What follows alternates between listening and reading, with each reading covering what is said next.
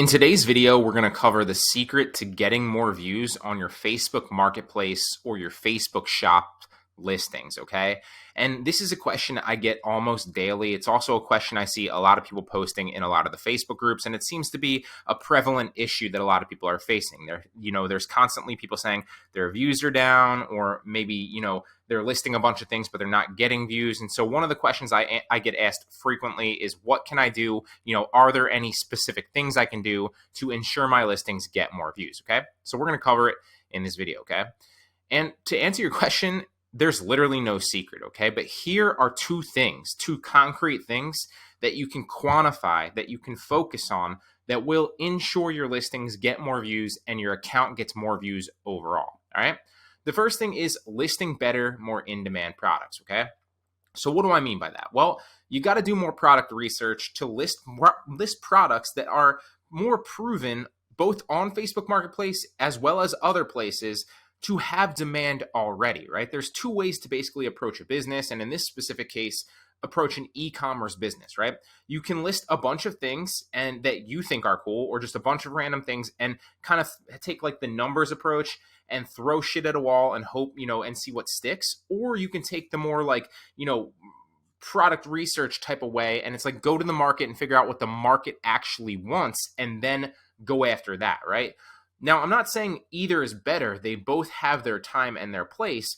But in this specific aspect, you want to focus on better, more in-demand products. And there's so many easy ways to do that and do product research, okay? So to name a few, and I just want to hit this home, that I literally have tutorials on this channel, free tutorials that will walk you through every single example of these and how to do it yourself, okay? So there's no excuse to not learn these things yourself and go ahead and implement them, right? I understand that there's a lot of people out there that might not know these things, but there are tutorials, not just on my channel, but across the internet on how to actually perform these product research methods, as well as other ones. So whichever one you use, pick one, pick a few, and then go implement them. And you will see after you list a bunch of products like this, that you're starting to get better results, okay? So to name a few, you can snipe products on eBay. There's a number of ways to do that. You can use software, out there. I've touched on software before, like Zeek Analytics, where they're literally going to provide you like the top, few hundred things that are selling well on eBay. Obviously, those have demand, and then you can literally look at the software and figure out who's drop shipping, reverse engineer their supplier. You can also search for private label brands, on eBay, figure out who's listing those private label brands, because obviously that's an indicator, not always, but usually an indicator that that person is drop shipping. Again, I have a tutorial on this channel on how to use both Zeek Analytics and how to reverse engineer private label brands, as well as other sellers on eBay, snipe their products, find out where the supplier is, and list that product on Facebook Marketplace, okay?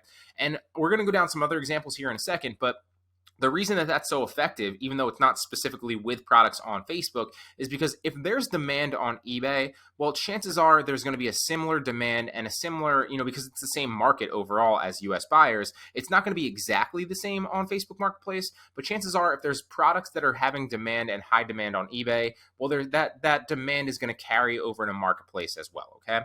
Now, the second one is using software on Amazon to gauge products with high demand. There's a bunch of software out there. There's a bunch of ways that you can utilize it. My favorite is Jungle Scout, but there are so many out there that you can use. And there are a number of ways to approach that as well. Again, I'm not going to get too much into these. I already kind of touched too much on sniping products on eBay, because I have like 10 to 20 minute tutorials on how to actually do this, the nuances of it, and how to actually go through it yourself. Sniping products on Facebook Marketplace. I just dropped a video recently on how to do this in multiple ways. Check that out.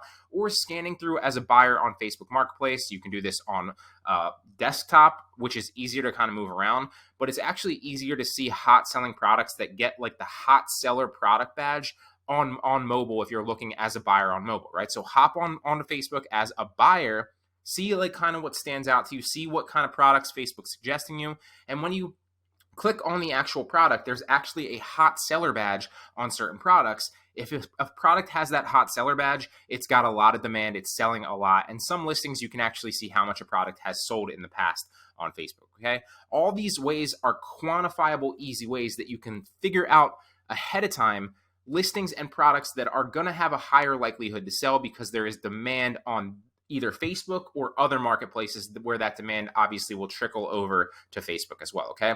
So list better, more in-demand products, okay? And the second one is to list more, okay? And for some reason, like I get worked up and emotional about this because I hit this home all the time, whether it's like a student in my course, whether it's somebody in a Facebook group, I see it all the time.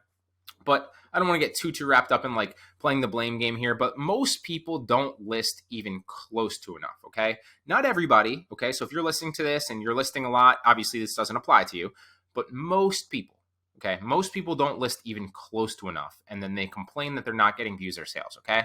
At the end of the day, this isn't like a magic pill, this drop shipping business model, right? Like you're not just going to list a couple of things and start making thousands of dollars. It doesn't work that way, okay? But you can make a lot of money doing this if you're willing to put the work in. And that doesn't mean that you need to be listing 8 hours a day, but it does mean that you need to put some work in and list, okay? There's no reason you can't be listing 50 to 100 products a day, especially with the bulk tools. And I haven't actually created the tutorial on this yet, but there are so many easy listing tools out there like ZDrop, like other ones. I'm going to create a bulk listing tutorial with ZDrop that will literally let you list a bunch of products within like an hour or two. It's a game changer, okay? And even if you're not using the bulk tools, just listing one at a time on ZDrop is still super quick. And there's no reason you shouldn't be listing at least 50 products a day. So list more, okay? And obviously, if you are listing a lot, and you are actually one of the people that are out there listing a lot, and you're not getting any sales or any views, on some products, not all of them, right? Because there is, going back to like the 80-20 principle, if you list like, for example, like 1,000 items over a month or whatever it is, right? Like the 80-20 principle, Pareto's principle, whatever that thing's called, is like basically like about 20% of your products are going to have 80% of your sales, and the other 80% of your products are only going to give you about 20% of your sales, right? So the key there is the majority of your items are not going to either get what am I trying to say? The majority of your items are not going to get a lot of views, or they're not really ever really going to sell, and the majority of your items aren't going to really be accountable for the majority of the profit and sales that you're making. But a small minority of them will, okay? So once you do it a little bit and you get that data, look at your data. That's why I say keep track of it all in an Excel spreadsheet, because then you can go back, maximize it, and figure out what type of products are selling well for you and why, okay? Then you want to maximize that 20% that's bringing 80% of your sales and continue to double down on that, okay? At the end of the day, I can talk about theory. Everyone can give you like strategies for product research, and they help. Don't get me wrong, they help a lot, okay? But nothing is going to speak more to your success than the actual, tangible experiments that you run and the data within your business, because nobody can replicate that. Only you can see that information. And that's going to be the biggest thing that you have going forward that's going to be able to help you differentiate and separate yourself from the competition, okay? So at the end of the day, it is a numbers game, okay? It's a numbers game, and the algorithm on Facebook Marketplace is very similar to YouTube's, and I've noticed this, okay? Basically what it does is it gauges how much to suggest your listing, and that's like just like on YouTube, like the majority of views now do not come from search. They don't come from people that are subscribed necessarily. They come from YouTube suggesting videos to people. If you haven't seen like the Social Experiment or whatever that's called on Netflix, the documentary about Facebook and social media, basically what they do is they have data on you, and they know everything about you, and they suggest products, posts, comment threads that are going to be more likely to get you to engage on the platform, because then they can keep you on the platform longer, which they can then show you more ads and they can make more money, right? It's the same thing with YouTube suggesting videos. It's the same exact thing with Marketplace, as well as people or Marketplace suggesting people products in their newsfeed, right? So basically what I'm trying to say is it gauges how much to suggest your videos and your listings, or your listings, based on the engagement right off the bat and the engagement trajectory of a listing, okay? Meaning that if your listing gets no views in the beginning, it will struggle to get many more over the long haul, period, right? Because Facebook has no evidence that anyone is interested in it, so then they have no incentive to continue to show it to anybody else. But on the other hand, if your listing gets some traction in the beginning, well, then they'll continue to test it and continue to show it to more people. And then obviously if it gets more and more, it's a snowball effect. And if it gets purchases, again, it's a snowball effect, and it will continue to get more purchases, okay? That's why some listings take off when you list them and most do not, okay? It's a numbers game. Again, it's the 80-20 principle, and a lot of it has to do with the product research and the products that you're listing, but there's so many other factors, right? Like what time you're listing it, where you're listing it, who's initially seeing it. Like at the end of the day, you can control a lot of variables, but you can't control them all. So it is a numbers game. You don't need to overcomplicate it, okay? So here's 2 examples of what I mean, right? There are some videos on YouTube, to tie back to the YouTube example, that I've posted on this specific channel right here that have got next to no views, okay? But then I posted a very similar video, maybe like a clipped version of that video, or a video that was very similar that I edited for like a course or something that I threw onto my other channel.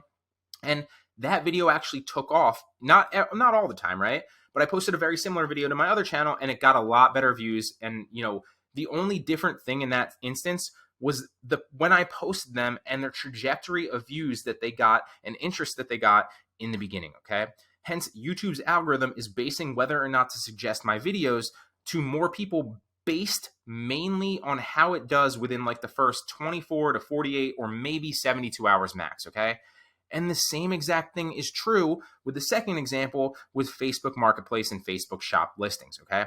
There are products that I've listed on Facebook Marketplace with personal profiles that literally get no views, right? And then I take that same product days later and I post it to my shop, or weeks later on like another personal profile, and for some reason it takes off. Again, not all of them, but some of them, right?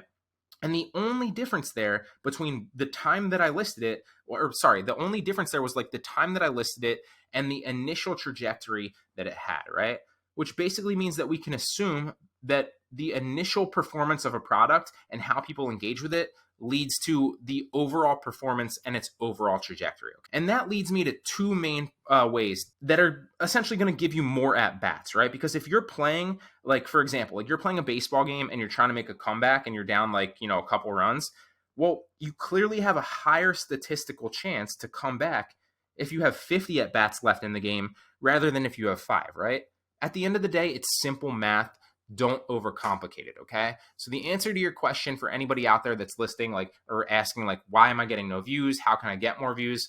Well, do product research to find better products and list better, more in-demand products and list more.